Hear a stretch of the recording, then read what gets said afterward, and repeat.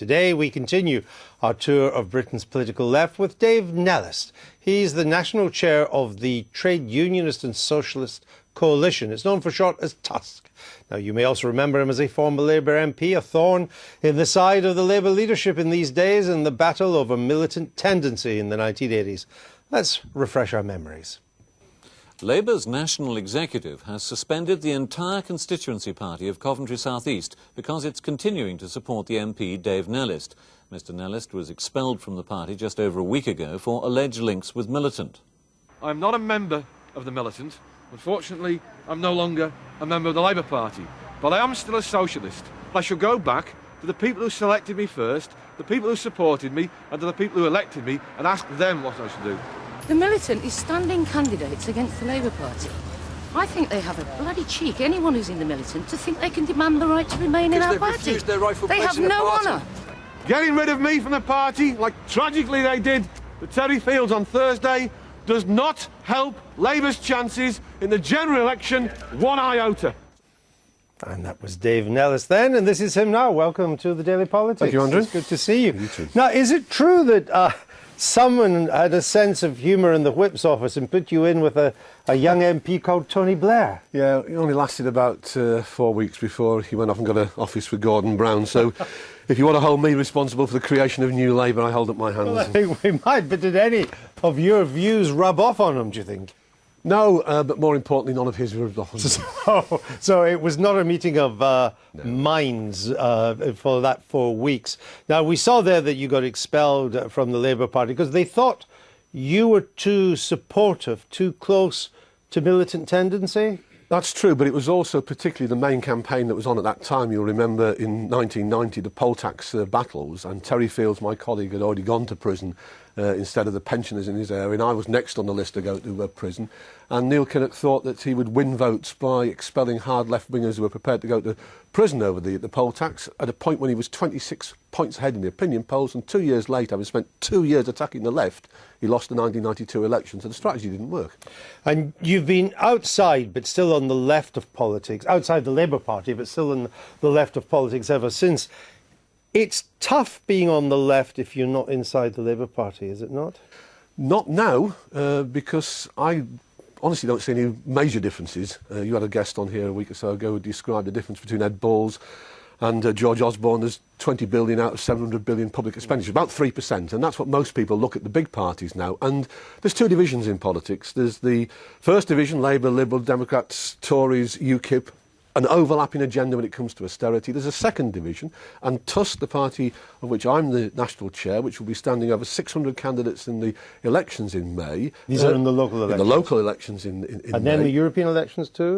Well, let's deal with TUSC first. Okay. Is the sixth largest party in the country when it comes to the council elections, and the only one with an absolute policy against austerity and against all the effects on local people's services which austerity is bringing.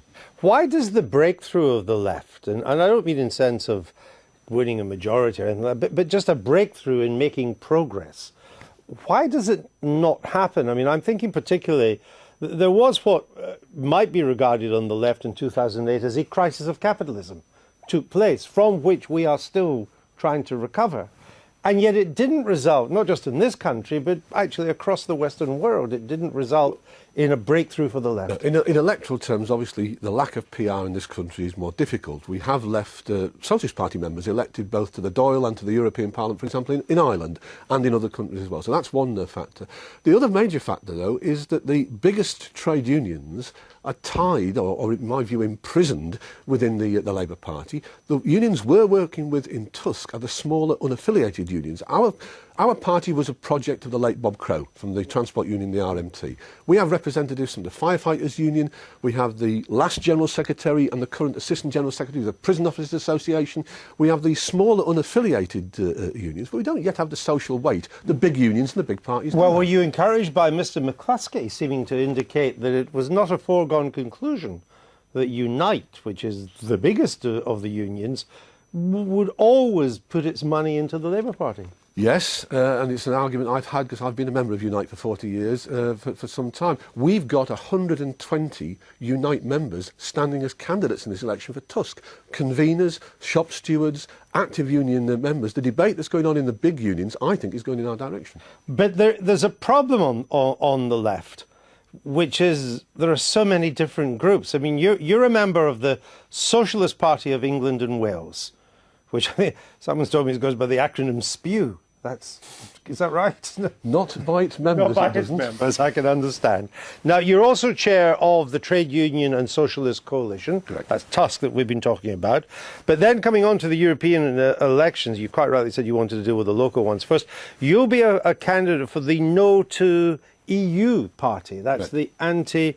So, I mean, you're going to need a big front window to get all these different posters. Well, firstly, the Socialist Party isn't standing in the elections. We're part of the TUSC coalition, along with a couple of other socialist organisations. So you're not standing in the local elections? No. And you know, we may be small, but the RMT has got 80,000 members. Now, I repeat, we're a major minor party. We're in the second division, but we're the biggest challenge to the left of Labour for 60 years. Nobody's had over 600 candidates in local elections from the left of Labour since the early 1950s. So what would count as a breakthrough for? What would be a good result for you? 600 candidates. If we meet the day after the local election, the results have come in. What would you consider to be a good result? Well, let me say what my first problem is. It's two halves. It's visibility and it's viability. This is the second interview as the national chair of TUSC I have done in 4 years. The first one was with you here 4 years ago.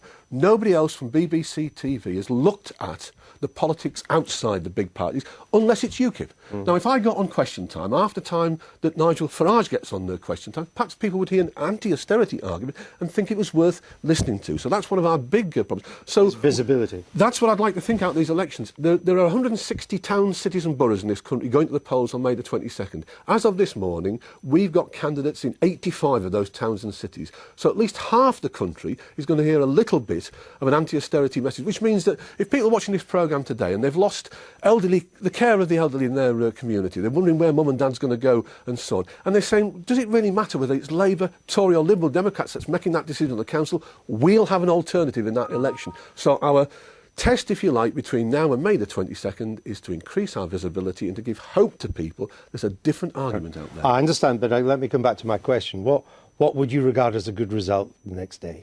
Well, we do have one or two councillors. We're defending one or two seats. We're realistic. We're not going to come here and say we're going to win dozens of seats. It's a long, hard march, isn't it? Labour itself, in its early years, 100 years ago, had a hard march. Even UKIP, in its first 25 parliamentary by-elections, in its first 10 years of existence, averaged 1.7% of the vote. We know how hard it is. It would be easy with a different electoral system, but we are where we are, with the biggest challenge from the left for 60 years, and we will give people hope on May the 22nd. Okay. Why do you think that the left have an opportunity to break through, or has that opportunity post-2008, has it already gone? It seems to have gone to... I agree with Dave. Dave and I think, probably agree about very little, but I think I certainly agree that the first-past-the-post system makes it very, very hard for small parties to break through. And I was curious, Dave, do you think the country would be better governed if we had maybe 8 or 10 significant small parties, the Green Party and UKIP and TUSC and others, all vying and putting together coalitions? Would that make the country better off? The situation in the Scottish Parliament, broadly. Well, it is. At the moment, as I say, there's an overlapping agenda on austerity between the big parties, and the arguments that used to take place within those big parties in the 70s and the 80s were first marginalised by our own expulsions and so on, and then are not given the prominence today I think that they should do. So if there was an electoral system which allowed different arguments to come forward, you had a discussion here about recall of MPs. They've got that in America. They get rid of a Democratic governor in California, and they get Arnold Schwarzenegger. Now, you have to have different parties to make real differences. And we don't yet have that in this country, which is why we're standing to create the conditions in which a new Workers' Party can grow. Dave Nellist, thank you for being with us today.